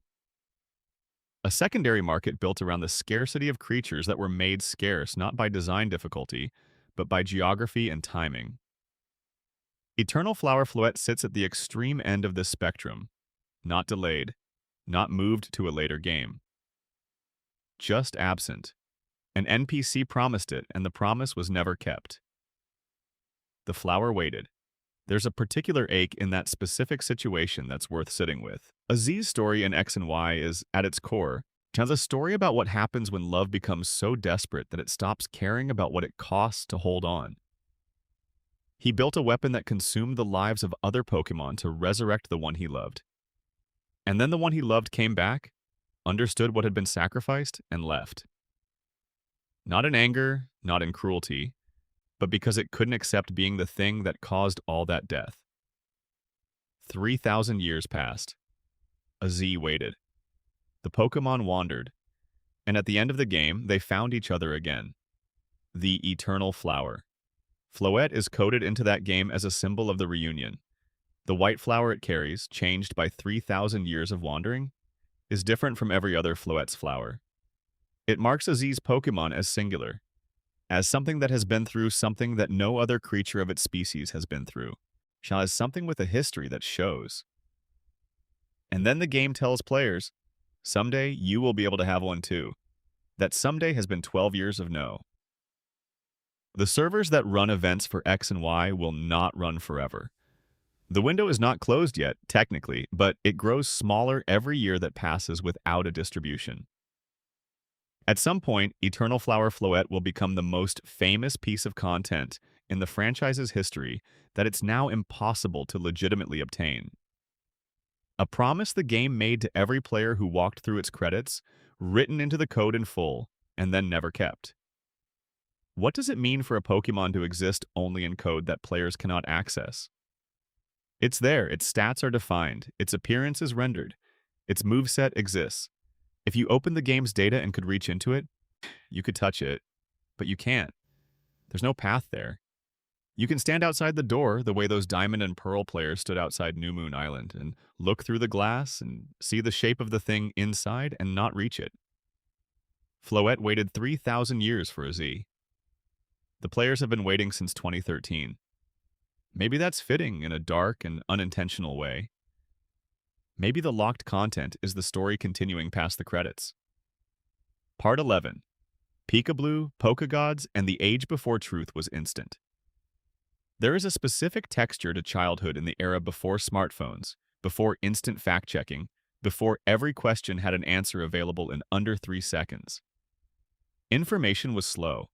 Rumors traveled fast, and in the gap between them, mythology bloomed. The Pokémon arrived in America in 1998 into this perfect environment, a complex game with hundreds of creatures and mechanics that took time to fully understand. A community of players who communicated through word of mouth and hand-copied notes and Xeroxed guides passed around at school. And a franchise that was releasing information slowly, carefully, keeping secrets and revealing them on its own schedule through Nintendo Power and event distributions and promotional materials that not every kid had access to. The first glimpse most American kids got of Pokémon from the second generation came from a single source. The end credits of Pokémon the First Movie, which showed a brief clip of some Pokémon from Gold and Silver that hadn't been officially named for Western audiences yet. One of them was a small blue Pokémon with round shapes and big ears, cheerful looking, clearly related to Pikachu in energy. Its actual name was Marill, but by the time Gold and Silver released in America, an enormous percentage of Pokémon players had come to know it as Peekaboo. The name Peekaboo wasn't official. It was never official. It emerged from the schoolyard communication network that processed that movie credits clip and produced something logical sounding, but completely invented. It's blue. It looks like Pikachu. Therefore, Peekaboo. The rumor then evolved and elaborated itself, as rumors do. Peekaboo was a rare 5th evolutionary form of Pikachu. You could only access it by doing something specific in a particular town. You needed a specific item. The requirement changed every time it passed through another pair of hands. When Gold and Silver came out and players discovered that Marill was just Marill, a water type with no evolutionary relationship to Pikachu whatsoever, It was a gentle deflation, not a devastating one. By then, most kids had accepted that the rumor was probably wrong. But Peekaboo was only one of dozens of similar pieces of pre-internet mythology that circulated around the early Pokemon games. There was an entire category of fabricated Pokemon called Pokegods, a term for creatures that supposedly existed in the games, but could only be obtained through nearly impossible or entirely fictional means. Mewtwo, spelled that way, supposedly a form of Mewtwo more powerful than the one in Cerulean Cave. Peekaboo, which we've discussed. Peekaboo, and a Pokemon that could only be found if you performed a specific sequence of actions in a specific location under specific conditions. None of them existed. All of them were described in enough convincing detail by enough confident sources that a substantial number of kids spent real time trying to access them. What's remarkable about the Pokegod era is how it reveals the underlying logic of childhood belief. When you don't have the tools to verify a claim, you assess it based on the credibility of the source and the internal consistency of the story. If your friend's older brother said there was a Pokemon called Mewtwo that could be unlocked by beating the Elite Four 5 times in a row with no items, that claim had source credibility because older brothers were assumed to know things, and it had internal consistency. Just because the game did have an Elite Four and did have a challenge structure. There was no way to test it quickly. So you tested it slowly, and by the time you'd beaten the Elite Four 5 times and found nothing, you'd moved on to the next rumor. The fake magazine scans were the pinnacle of this era. Professionally typeset pages, formatted to look exactly like Nintendo Power or GamePro, describing in exhaustive detail how to unlock Pokemon that didn't exist, complete with screenshot images that were actually just modified in-game captures. These circulated in physical photocopied form, passed hand-to-hand across classrooms, losing resolution with every generation of copying until they were barely legible. They were entirely fabricated. They were believed by hundreds of thousands of people. What the Pokegod era produced, more than anything else, was a generation of players who were deeply, constitutively suspicious of unverifiable claims, but also deeply, constitutively hopeful that something amazing might be hidden just past the edge of the map. That tension between skepticism and wonder is actually a pretty healthy way to engage with a mystery. You hold it loosely. You investigate it. You don't commit to it as truth, but you don't dismiss it as impossible either. The truck in Vermilion City came from this same culture. The truck was visible. The truck was accessible if you surfed to it. The truck clearly didn't belong there, and clearly Game Freak had placed it there for some reason. In a world where magazines were printing fake screenshots of Pokemon that didn't exist, a weird truck sitting in an inaccessible corner of the harbor map was exactly the kind of thing that might be hiding something. It wasn't, but the wondering was real, and the wondering mattered. Every kid who surfed back and forth in front of that truck, trying to figure out how to push it, was doing something important. They were engaging with the game on a level of curiosity and investment that the game's actual content hadn't created for them. The mystery they were chasing was self-generated. They made it themselves out of a texture on a map and a desire for the world to contain more than it appeared to. The Pokémon franchise figured this out early and has never stopped leveraging it. The games are designed to feel bigger than they are, to contain corners that feel like they should have something in them. To gesture toward lore that is never fully explained. To give players enough to be curious about without ever quite satisfying that curiosity all the way. That design philosophy has its roots in the schoolyard mythology of 1998. It learned from Peekaboo. It internalized the lesson that a rumor about your game, even a false one, is marketing. It built a franchise around the feeling that you might be one odd NPC conversation away from something nobody else has found yet. There is a phenomenon that Pokemon scholars, if Pokemon scholars are a thing that exists, have sometimes called the topology of rumor, which is a fancy way of saying that rumors about hidden content in games don't spread randomly. They spread along the fault lines of real uncertainty. They fill the spaces where the official account of the game doesn't quite cohere, and where there's a Pokemon that seems to have no evolution but looks like it should, where there's a blocked path that opens to nothing, where there's an NPC who references a place that doesn't appear on the map. The best Pokegod rumors were built on real gaps. They located a genuine hole in the game's explained world and proposed a creature to fill it. Mew under the truck worked as a rumor, partly because the truck was genuinely inexplicable. The truck had no evident purpose. In a game where every element had a function, a purposeless truck felt like a marker, like something left behind to indicate a location. If you were going to hide a legendary Pokémon somewhere, a nondescript truck in an out-of-the-way corner of the harbor was exactly the kind of blandly unremarkable landmark you might use. Now, the kids who believed these rumors weren't gullible. They were applying reasonable interpretive frameworks to incomplete information. They were doing the same thing historians and archaeologists do, looking at what exists, noting what seems out of place or unexplained, and proposing theories that account for the anomalies. The theories were wrong, most of them, but the methodology wasn't. And occasionally, the methodology produced results. The Mew glitch was discovered by players applying exactly this kind of curiosity to the game's edges. Players who noticed that the old man's tutorial sequence felt mechanical in an unusual way. Players who tested what happened if you flew to Cinnabar right after. Watch players who tried every unusual combination of actions in unusual orders because they'd grown up in an environment where that approach occasionally yielded something real. The playground rumor culture of the late 1990s was, in a narrow but genuine sense, a distributed research project conducted by millions of children with no academic credentials, no institutional resources, and no method beyond trying things and reporting results to each other. Most of what they reported was noise, but they were the ones who found Missing No. They were the ones who found the Mew glitch before it was officially acknowledged. They were the ones who documented glitch cities and item duplication and impossible Pokémon above level 100. The official guides didn't catch those things first. The kids did. That tradition of player-driven discovery, out of understanding games by pushing against their edges until they give, didn't disappear when the internet made fact-checking instant. It transformed. It became data mining, ROM hacking, speedrunning, glitch hunting. The tools got more sophisticated. The discoveries got more technical. But the underlying impulse is the same one that had kids surfing back and forth in front of that truck in 1999. Something is here that doesn't make sense. Let's find out why. Part 12. The deepest questions. What Pokémon doesn't tell you. There is a moment in Pokémon Gold and Silver that most players experience without fully registering what it means. You travel to a city called Mahogany Town in the northern part of Johto, and you discover that Team Rocket has set up a hidden base in the local souvenir shop.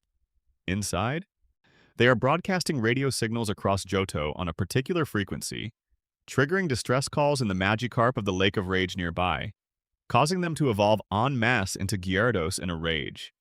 This is Team Rocket's plan in Johto, to broadcast a signal that calls out to their master, Giovanni, who has been in hiding since his defeat in Kanto, to tell him they're waiting, that Team Rocket still exists, that they're ready for his return. The broadcast is a desperate cry from an organization that has lost its leader and is refusing to accept what that means. Giovanni never answers. The radio transmissions are shut down. Team Rocket's Johto operations are dismantled. And somewhere, Giovanni hears or doesn't hear his organization calling for him and stays silent. The game gives you no resolution to this thread. Giovanni doesn't appear. His fate isn't disclosed. In the games set in Johto, he is simply not there, and Team Rocket slowly disintegrates without him. This is the kind of storytelling that Pokémon does at its best, setting up a human drama and then letting it stay unresolved because that's what most human dramas actually are. You don't always get the confrontation, you don't always get the explanation. Sometimes someone just doesn't come back, and the people waiting for them have to eventually accept that they're waiting for someone who isn't coming. That particular quiet tragedy, Giovanni's absence, the radio calls that go unanswered, the organization slowly falling apart in the absence of the thing that organized it, never gets the attention it deserves. People focus on the battles and the Pokémon and the gym leaders. But underneath all of that, there's a story about leadership and desertion, and what happens to people who've built their lives around someone who left. The tragedy has one more dimension that doesn't get discussed. Those grunts in Mahogany Town, the ones running the radio equipment, the ones operating the Lake of Rage scheme, they're not masterminds. They're mid-level criminals following orders from a chain of command that no longer has anyone at the top. They're doing what they were trained to do, executing a plan they didn't design, waiting for confirmation from a boss who never sends it. There's something deeply human about that situation that a children's game probably wasn't trying to portray intentionally. But it got there anyway, the way Pokemon sometimes gets to things it wasn't aiming for. Plus, Pokemon Mystery Dungeon goes to places that the main series typically avoids. The spin-off games, which cast you as a human who has been transformed into a Pokemon, for reasons the story only gradually clarifies, operate on a timeline that implies something catastrophic happened to humanity at some point in the Pokemon universe's future. The games never explain what. They never say where the humans went or how or why the world you're wandering through is one that used to contain people and no longer does. It's just the texture of the world you wake up into, shaped by an absence you can feel but can't quite identify. The Mystery Dungeon games are also the only corner of the Pokemon franchise that is genuinely, consistently willing to threaten real loss. The main series games will occasionally gesture at death, the Marowak, the dead Pokemon in Lavender Tower, the Pokédex entries about ghost types. But Mystery Dungeon goes further. In Explorers of Time and Darkness and Sky, there is a moment near the game's climax where the player character, having completed their mission, simply ceases to exist. Not in a cutscene at a safe remove. You watch it happen. You played as this character for 30 hours and now they're gone and the game keeps going without them. It's one of the most quietly devastating moments in any game aimed at children, and it stuck with people who played it at the right age in a way that games with far more explicit emotional content sometimes don't.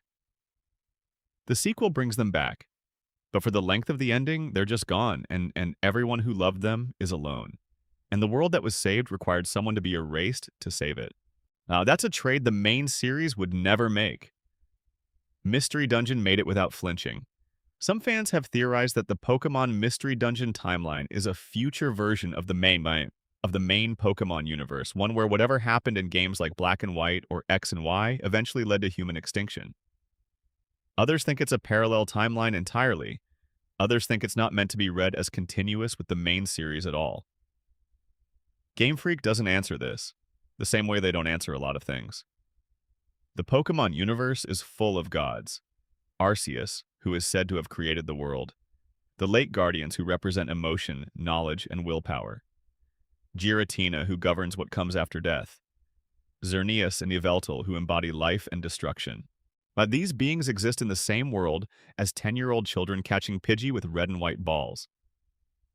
The cosmological implications of that coexistence are staggering, and the games gesture toward them occasionally in side quests and Pokédex entries and NPC dialogue, but they never fully articulate them. You can become world champion and still not know what Arceus actually is. You can defeat Yveltal, the being said to destroy all life, and then continue your journey to the next town on the map and find a man who wants to sell you a slowpoke tail. The scale of the mythology and the scale of the game exist simultaneously without ever being reconciled, and somehow that works. The Yamask entry in Black and White says that Yamask carries a mask that represents its face from when it was alive, implying that Yamask was once human. The Pokédex says this directly. It says that occasionally Yamask looks at its own mask and cries. A Pokémon in your party that was once a person, carrying its own dead face around with it, occasionally grieving for what it was. That entry exists. It's in the game. No one ever addresses it. You can use your Yamask to battle other Pokémon while it grieves for its former life, and nothing about that is considered strange in the world of the game. The Drifloon entry says that Drifloon grab children and try to carry them away, but are too light to carry anything heavy. It's described like an embarrassing failure, almost a joke. The creature is trying to take children somewhere unnamed, and it just isn't strong enough to do it. Where was it going? Where does it take children when it succeeds? The Pokédex doesn't say.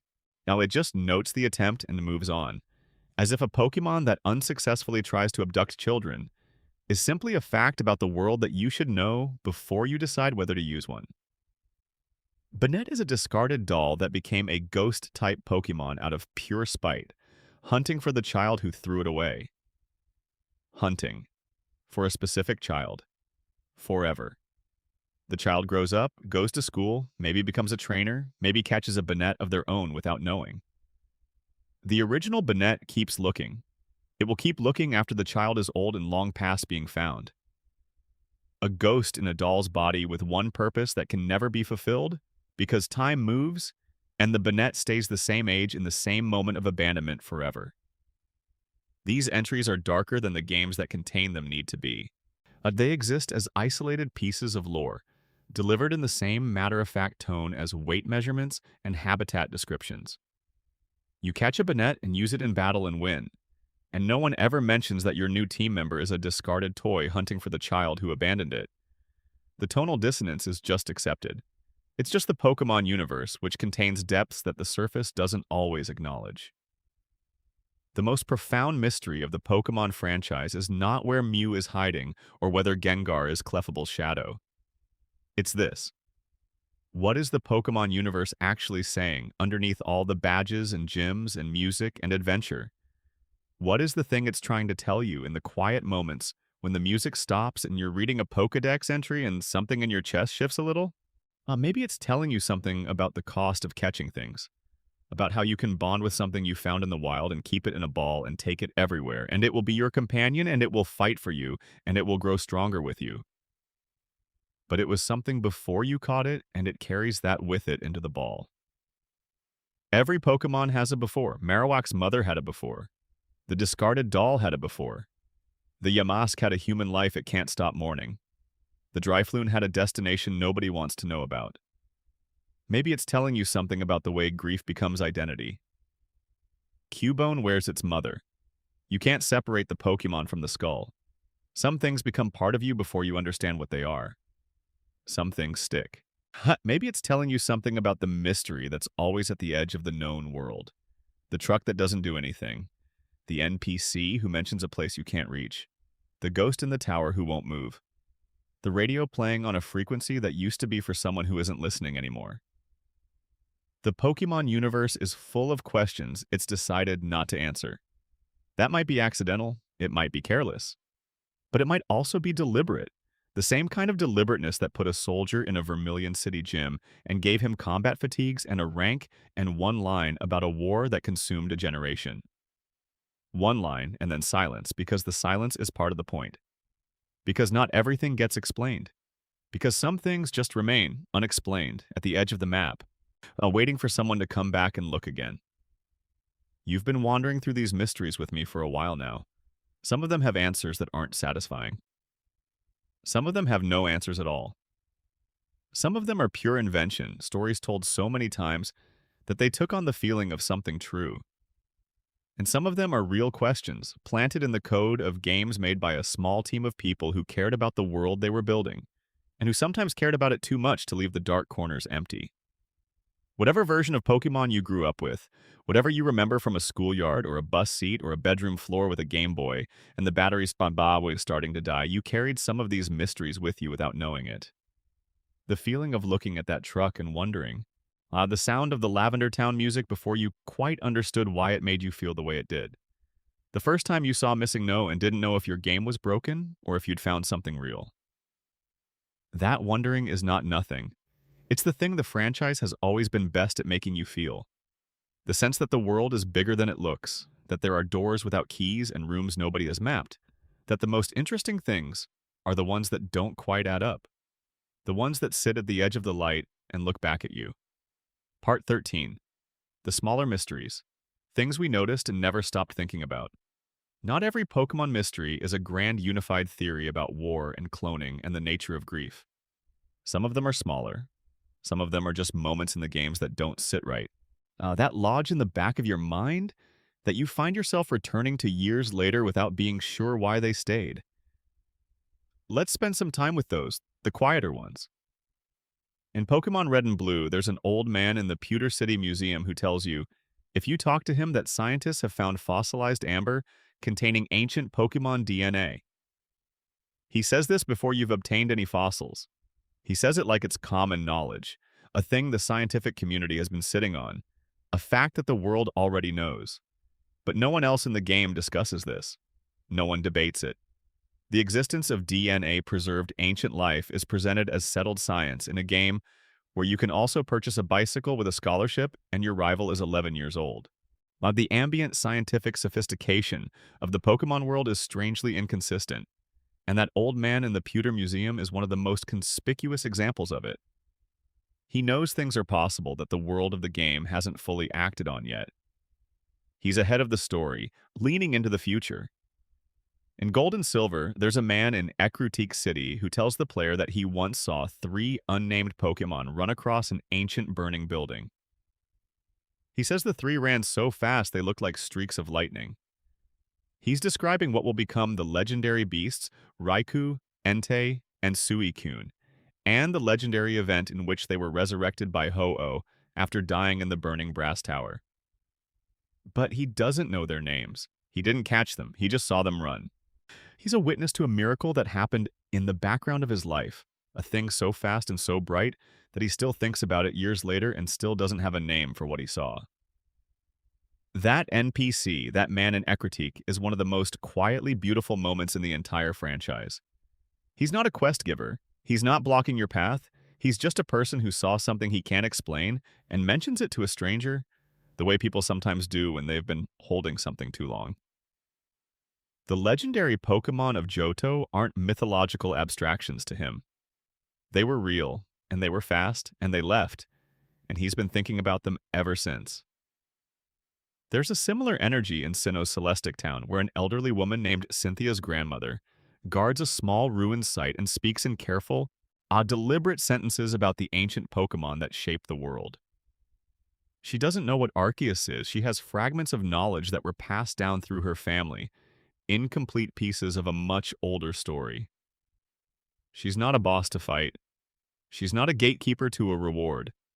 She's just someone who carries old knowledge and knows it's old, and she shares it anyway, because that's what people who carry old knowledge do. Pokemon Diamond and Pearl have an NPC in Veilstone City who tells you they once saw a large pink Pokemon flying overhead. No one else in the game corroborates this. The official strategy guides make no mention of it. There's no event, no encounter, no explanation. Just a person who looked up one day and saw something enormous and pink in the sky and has been mentioning it to anyone who will listen ever since. Fans have theorized for nearly 2 decades about what that NPC saw. A Mew? A Shaman in sky form? Some event Pokemon that was never distributed? The game doesn't say. The NPC doesn't know. Something flew over Veilstone City once, something extraordinary, and it left no record except in the memory of one NPC who just keeps telling people about it. The Snorlax blocking Route 12 in Red and Blue is presented as a minor obstacle, solved by obtaining the Poke Flute and playing it. But if you think about it for an extra moment, the Snorlax situation raises a question the game never addresses. How long has that Snorlax been there? The route has been blocked long enough that it's a known issue. Mr. Fuji, who owns the Poke Flute, has been held hostage in Lavender Tower by Team Rocket. No one else appears to have the flute, or to have thought of any alternative.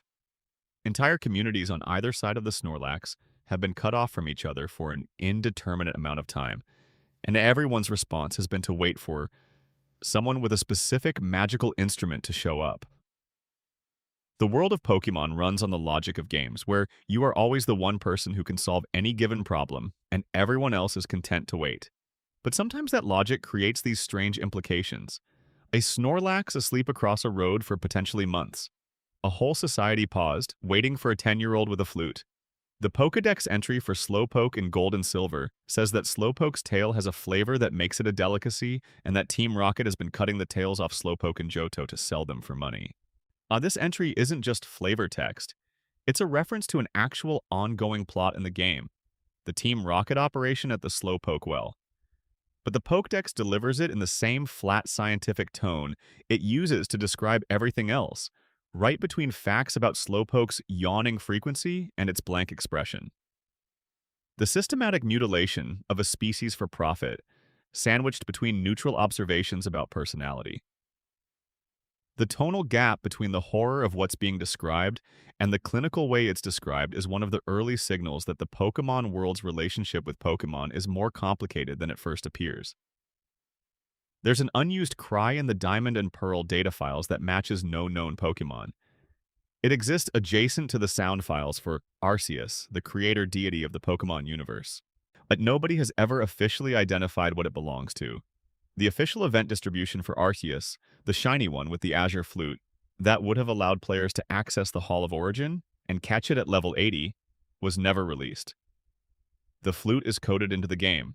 The event is coded into the game. The Hall of Origin exists in the game.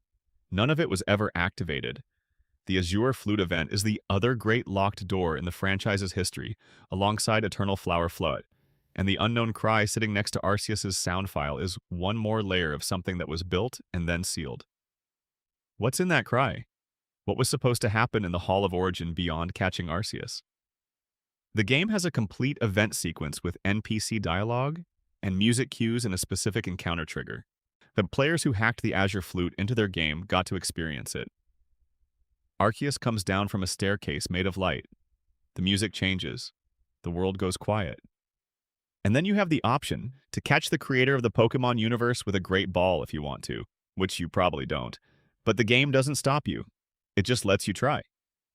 That whole sequence, the staircase and the music and the god coming down, was built by developers who knew most players would never see it through legitimate means.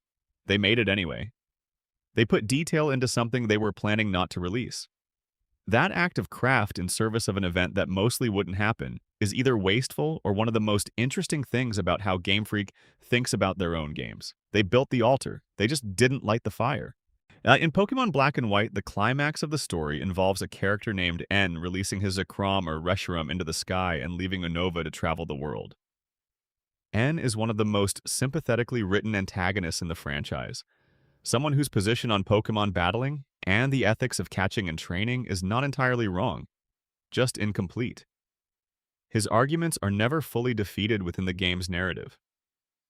The player wins the climactic battle, and that winning is treated as a resolution, but N's critique of trainer culture is never actually answered.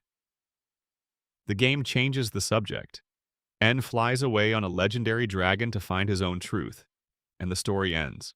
And all the questions he raised about whether Pokemon want to be caught and whether battling is inherently cruel and whether the entire premise of Pokemon is morally complicated are still just hanging there in the post-credits air. Players who replay Black and White as adults often find N more convincing than they did as children.